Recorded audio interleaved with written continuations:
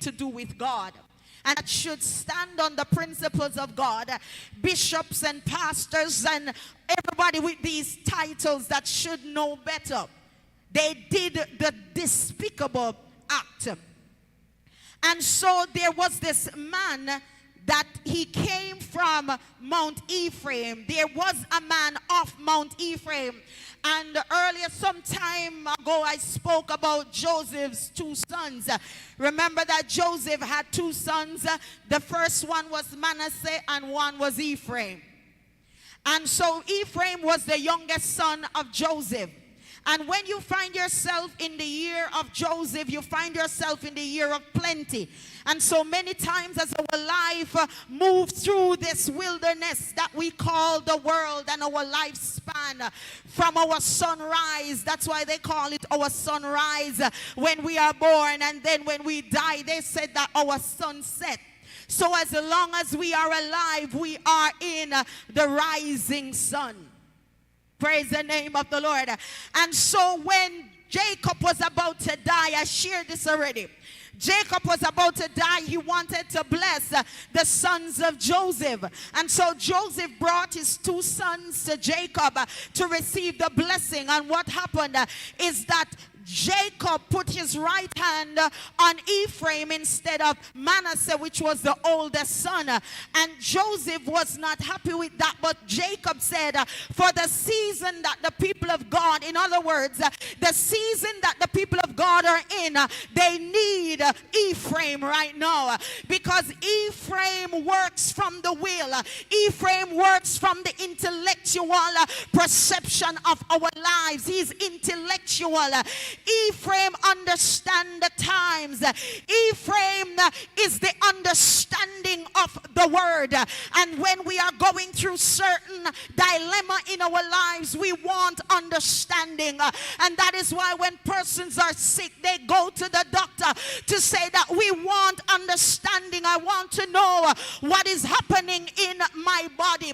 I want to know why am I feeling like this. And so it's ironic to say that Samson was just betrayed by Delilah for 1,100 pieces of silver. And when we talk about silver, when we talk about shekels, we are talking about the estimation for the truth. It is the value that we put on the truth. And for many of us in the church, we indeed have put value on our relationship with God. Some of us, we have devalued our walk with God, while you have others that say that I value my relationship with the Lord. It doesn't matter what is going on in society. And so we find out that this 1,100 pieces of silver showed up back in chapter 17. The man came out of Mount Ephraim. That means this man, he understood what blessing was all about.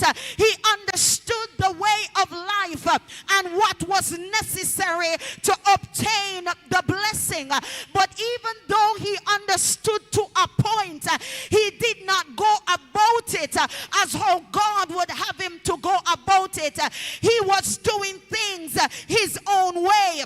So he said unto his mother that the money that was stolen, the silver that was stolen, I'm the one that stole it. And the mother did not correct him. The mother did not chastise him. But the mother indeed said, blessed be thou, my son. Blessed be thou of the Lord, my son. Because this 11 pieces of silver is now going to be the platform or the foundation where worship is going to come from. This 1,100 pieces of silver is going to be the place from which man chooses to worship God. And he restored it to his mother. But his mother said from the beginning, I was going to give you this money. I was going to give it to you so that you can build your life upon it. Notice when the Philistines came to Samson, came to Delilah, they said that find out his strength and we will give you are so many that have come in the church only to